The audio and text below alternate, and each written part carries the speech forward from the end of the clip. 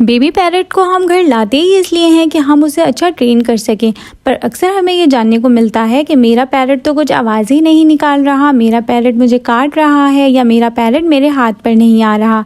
अगर आप चाहते हैं कि ये सब कुछ आपके साथ ना पेश आए और आपकी सालों की मेहनत ज़ाया ना हो, तो आपने अपने पैरट को ट्रेन करते वक्त ये गलतियाँ नहीं करनी।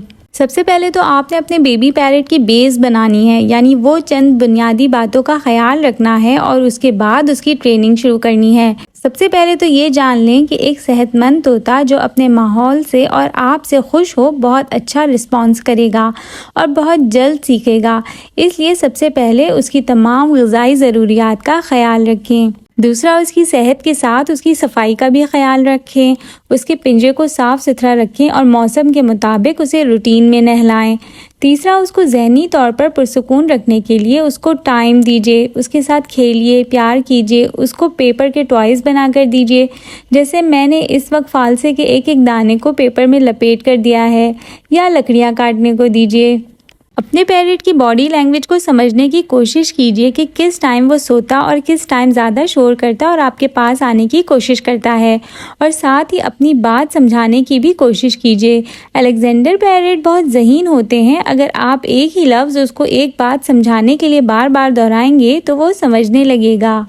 जैसा कि गोलू को जब मैं हाथ हिलाऊंगी तो वो हाय कहेगा, अस्सलाम वालेकुम बोलूँगी तो वो हाथ आगे बढ़ाएगा, गोलू कम कहूँगी तो वो मेरे हाथ पर आ जाएगा, उसके काटने पर काटते नहीं है ना कहूँगी तो वो रुक जाएगा और नहीं काटेगा, टाटा बाय बाय कहूँगी तो वो समझ जाएगा कि मैं जा रही हूँ। इसी तरह अपने पैरट के साथ कभी ज़बरदस्ती ना करें, उसके मूड के हिसाब से चलें और एक मुस्तकिल मिजाजी अपनाइए।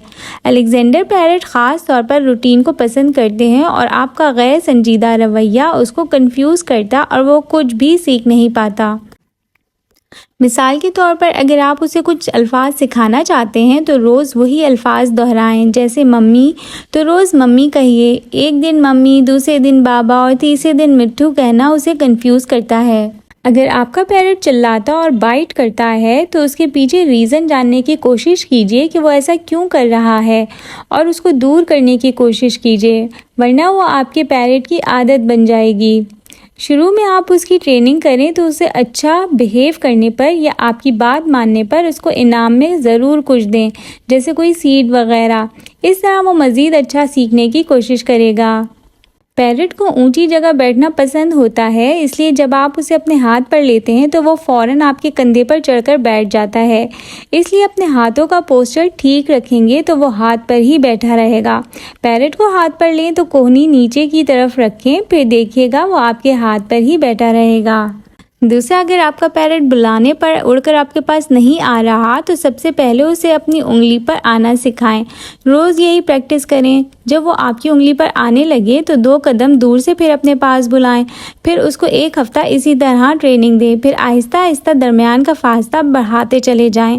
यूँ वो आपके पास उड़कर आना सीख जाएगा। किसी ने मुझसे पूछा कि मेरा पैरट 1 साल का हो गया है और वो कुछ नहीं बोलता। तो जनाब, बेबी पैरट को हम 1 माह की उम्र से ही सिखाना शुरू कर देते हैं। तब कहीं जाकर 6 से 7 माह की रोज़ाना अनथक मेहनत के बाद वो बोलना शुरू करता है। तो आपने भी हिम्मत और सब्र से काम लेना है और मुस्तकिल मिजाजी अपनानी है। अगर आपके पास टाइम कम है और आप बिज़ी हैं तो आप अपनी आवाज़ रिकॉर्ड करके उसे सामने प्ले कर दीजिए ताकि वो आपकी आवाज़ सुनता रहे। याद रखिए, पैरट किसी एक को अपना ओनर मानता है और उसी की आवाज़ को कॉपी करता और सीखता है।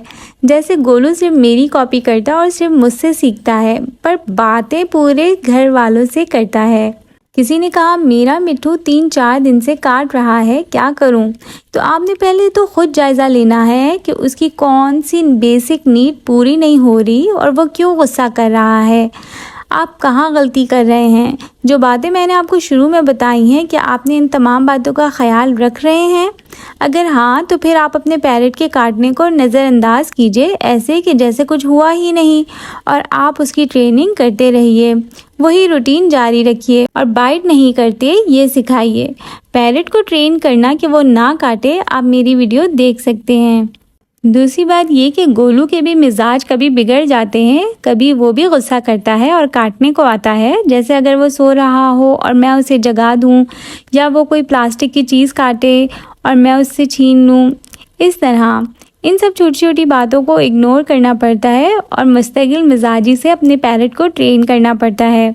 याद रखिए, हर पैरट का मिजाज और जहनी सलाहियतें मुख्तलिफ होती हैं, पर हम अगर बेहतरीन तरीके से सिखाएं और अपने तौर पर कोई गलती की गुंजाइश ना रखें तो हमारा पैरट अच्छे से सीख पाएगा। पैरट ट्रेनिंग प्लेलिस्ट में मैंने पैरट ट्रेनिंग के हवाले से बहुत सी वीडियोस अपलोड कर रखी हैं जो आपको पैरट ट्रेनिंग में हेल्प करेंगी। वीडियो पसंद आए तो लाइक, शेयर और सब्सक्राइब करें। Thank you.